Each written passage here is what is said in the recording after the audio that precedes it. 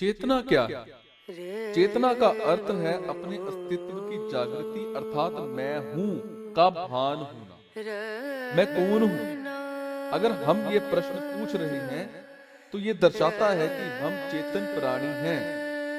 मृत प्राणी अथवा वस्तु कभी ये प्रश्न नहीं पूछ सकते। चेतना का एक अन्य अर्थ है सोचने, अनुभव करने और काम करने की क्षमता।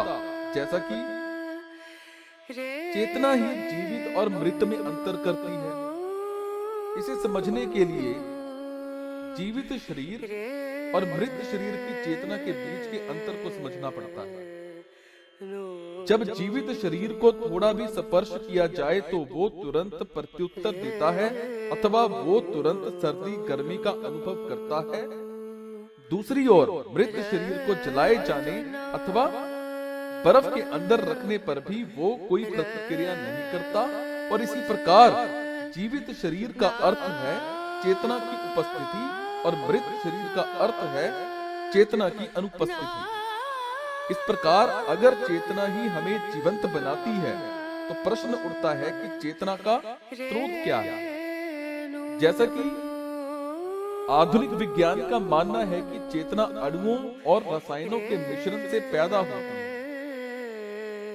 मैं कुछ कारण आपको बताता हूं, 7 कारण आपको बताता हूं और इससे विपरीत धारणा को सिद्ध करते हुए कहते हैं कि चेतना का स्रोत शरीर से भिन्न है। कौन देखता है और सुनता है? जब मैं कहता हूं मैंने देखा या मैंने सुना तो वास्तव में वो कौन है? वो कौन है जो देखता है, सुनता है? क्या मेरी आंखें देखती हैं और क्या मेरे कान सुनते हैं? आंख कान तो मृत शरीर के भी होते हैं परंतु वो देख सुन नहीं सकता। क्यों? तो क्या देखने सुनने की प्रक्रिया दिमाग या तंत्रिका में होती है? परंतु दिमाग और तंत्रिका तो मृत शरीर में भी होते हैं, फिर भी वो देख सुन नहीं पाते। क्यों? उत्तर ये है कि देखने सुनने का काम शरीर से अलग किसी के द्वारा किया जा रहा है, किसी दूसरे के द्वारा किया जा रहा है।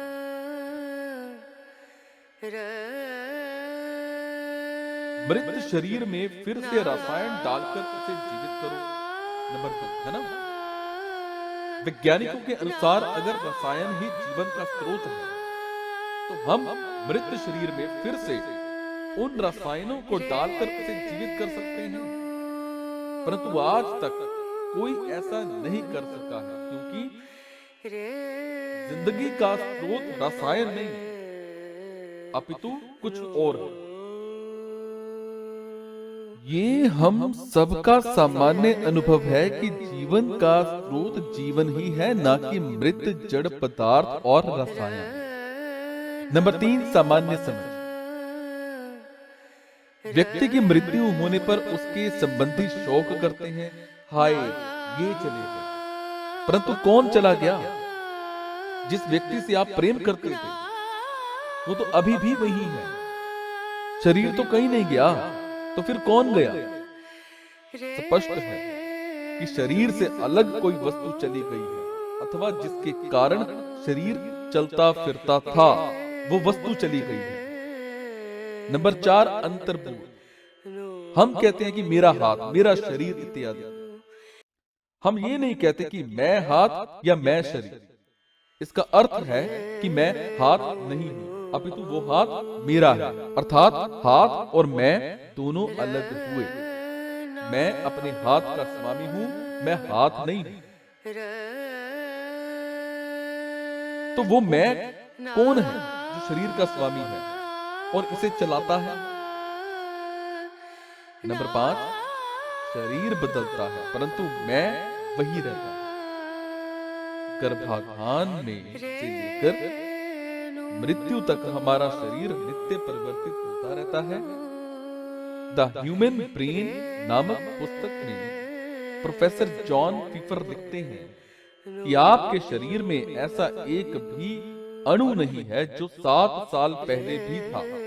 अर्थात 7 वर्षों में हमारा पूरा शरीर बदल जाता है, फिर भी हमारी पहचान या फिर मैं नहीं बदलता।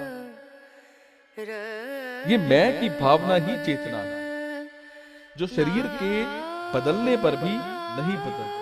इसीलिए ये ना सिर्फ शरीर से अलग है, बल्कि उससे श्रेष्ठ भी है। शरीर से बाहर और मृत्यु निकट के अनुभव। नंबर 6, मृत्यु के निकट के अनुभव भी पुष्टि करते हैं कि चेतना का स्रोत शरीर से परे है। कई बार मृत्यु के समीप खड़े लोगों ने अपने ऐसे असाधारण अनुभव बताए हैं जो आधुनिक वैज्ञानिकों की धारणाओं का जोरदार खंडन करते हैं। और इसी प्रकार अनेक लोगों को शरीर से बाहर के अनुभव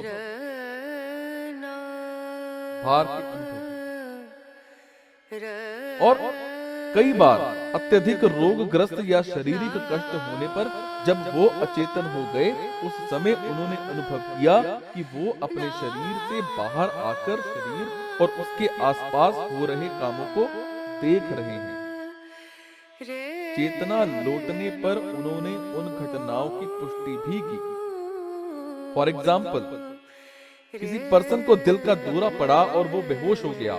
डॉक्टर उसे जीवित करने का प्रयास करते हैं और चेतना लौटाने पर वो सही डिस्क्रिप्शन देता है कि डॉक्टर्स ने उसे जीवित करने के लिए क्या क्या किया।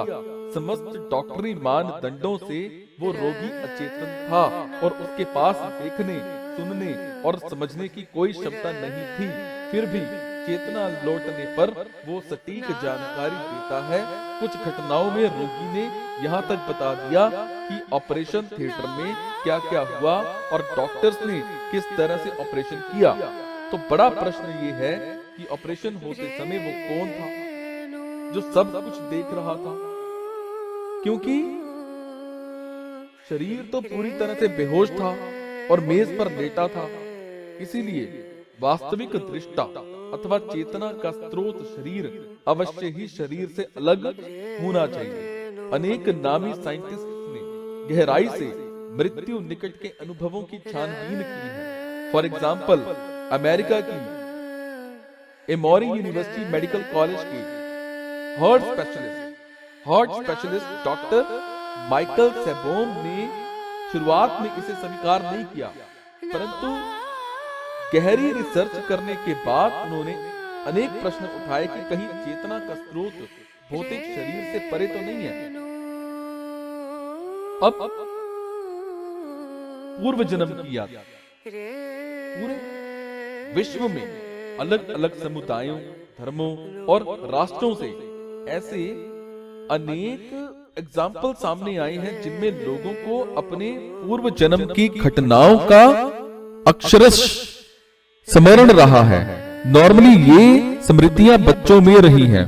कुछ प्रसंगों में वयस्कों में भी उन्होंने अत्यंत बारीकी से अपने पूर्व जन्म के लोगों, स्थानों और घटनाओं का डिस्क्रिप्शन दिया है और बाद में इनकी पुष्टि भी की गई। और कई बार बच्चों ने ऐसी बातें बताई हैं जिनकी जानकारी अन्य किसी को नहीं थी। यूनिवर्सिटी ऑफ वर्जीनिया के डॉक्टर इयान स्टीवनसन ने इनमें से अनेक डिस्क्रिप्शंस की पुष्टि और जांच पड़ताल अत्यंत गहराई और निष्पक्ष रूप से की, जिससे प्राप्त जानकारियों में धोखाधड़ी या झूठ की संभावनाएं नहीं रही। अपनी एक बुक 20 केसेस सजेस्टिव ऑफ रिइनकार्नेशन में डॉक्टर स्टीवनसन एक बंगाली रेलवे कर्मचारी की बेटी शुक्ला का वर्णन करते हैं। बचपन में वो अपनी गोद में तकिए को लेकर उसे गुड़िया की तरह खिलाती थी और उसे मीनू नाम से बुलाती।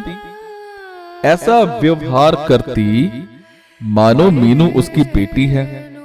वो मोस्टली मीनू के पिता और उसके 2 भाइयों की बातें भी करती। शुक्ला कहती कि उसका परिवार भाट पार का रहने वाला है और वो अपने माता पिता को वहां ले जाने की जिद करती। और शुक्ला के पिता ने जब पता किया तो मालूम पड़ा कि भाट पार में माना नाम की एक स्त्री रहती थी, जिसकी कुछ समय पहले मृत्यु हो गई थी और वो अपने पीछे एक छोटी बेटी मीनू को छोड़ गई थी। अब शुक्ला के पिता को विश्वास था कि उनकी बेटी ही पूर्व जन्म की माना है। जब शुक्ला के माता पिता उसे भटपार लाए तो शुक्ला उनका हाथ पकड़कर माना के घर तक लाई।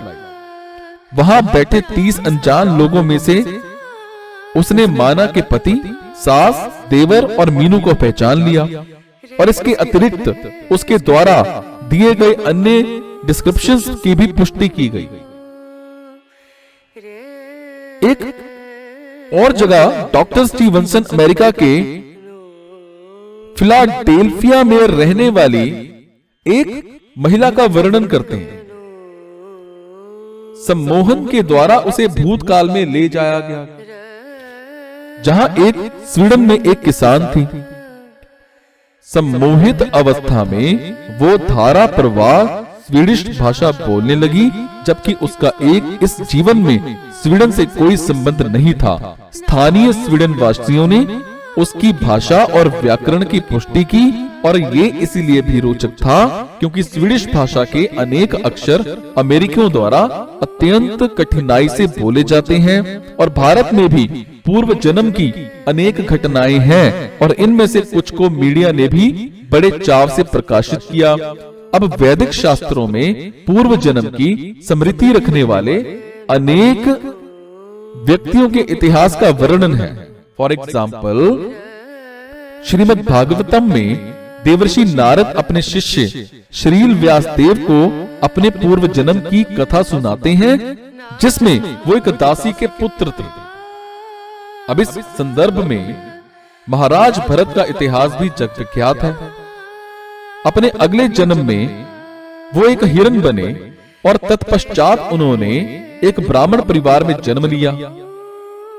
हिरण और ब्राह्मण जन्म से उन्हें भरत महाराज के पहले जन्म की सारी बातें स्पष्ट स्मरण रही, चाहे वर्तमान की घटनाएं हो या भूतकाल की, चाहे भारतीय हो या पश्चिमी देश के। हम इनसे किस निष्कर्ष पर पहुंचते हैं? विचार करें।